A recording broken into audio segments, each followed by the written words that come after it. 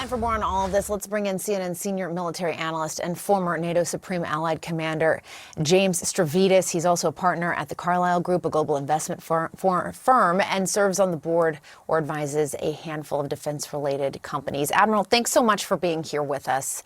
I want to start first with the fact that the United States position and the position of its president when it comes to Russia's war in Ukraine is so dramatically different than it was a year ago, essentially placing the bulk of the blame for Russia's invasion of Ukraine on Ukraine. And I'm just curious what you make of this shift. Well, it's clearly attributable to President Trump himself. And let's start with the facts, because facts are stubborn things, Jessica. And fact one is Ukraine was invaded by Russia. We all watched the tanks cross those borders. We watched the aerial assault on Ukrainian cities. We followed the human rights violations in places like Bucha, the rape and the torture by the Russian army. Those are all facts. Russia's the aggressor. Ukraine is the victim in this. So we now come to a more, if you will, transactional moment. Putin has a stronger hand of cards than he did a year ago or so, simply because combat is hard and Russia is a much larger country with more people and resources. So that brings us to the rare earth deal that you and Nick were just talking about.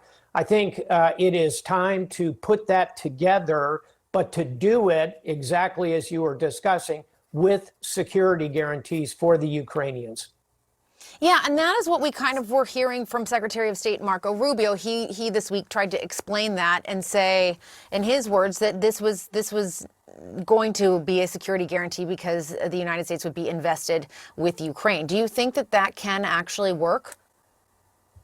I think that is necessary, but it's insufficient to comfort the Ukrainians. And more importantly, it's insufficient to deter Vladimir Putin. Look, I'll give you three things to consider. All of these would have to be negotiated with the Ukrainians. But one security guarantee could be to say publicly that if Putin reinvades after we get to a ceasefire negotiation, that would be a tripwire that would bring Ukraine directly into NATO. A second security guarantee would be the presence of European troops in Ukraine to do security training, a different kind of tripwire that would not be under NATO flag, but British troops, French troops, Polish troops acting within Ukraine, providing training. And then a third security guarantee that I think would be very important would be a pledge that the United States would continue to supply a reasonable level of military assistance to Ukraine. And I'll close with this, Jessica. That military assistance that we provide Ukraine, all of those dollars essentially come back to the United States. Those are supplies, equipment, ammunition purchased from U.S. defense companies. So it's a win-win negotiation. We do need to provide some form of the additional security guarantees beyond simply, hey, we're mining rare earths here. And how confident are you that the Trump administration will sign off and sign off on a deal like that? I am reasonably confident that as we progress into these negotiations, we can rise above some of the name calling, which in fairness has gone both ways, and we can end up in a position that does the main thing. And the main thing is deterring Vladimir Putin from further adventurism in and around the old Soviet Union. That's his goal, and we should be very clear-eyed about it. And if we join with our European allies, we can afford to do this, and we can harness that fighting spirit of the Ukrainians and continue to stop Vladimir Putin.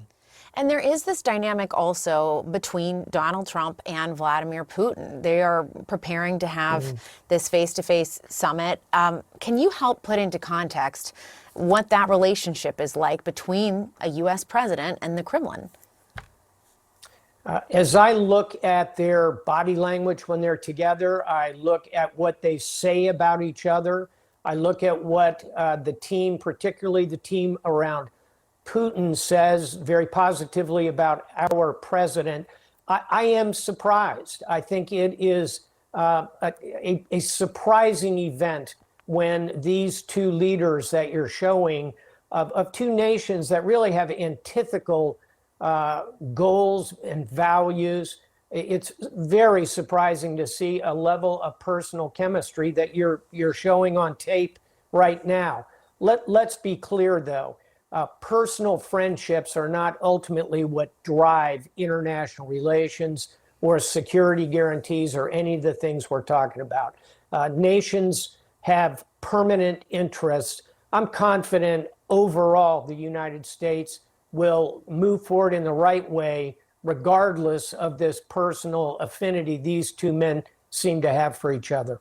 All right. Admiral James Stavridis, thank you so much for being here. We appreciate it. Thanks, Jessica.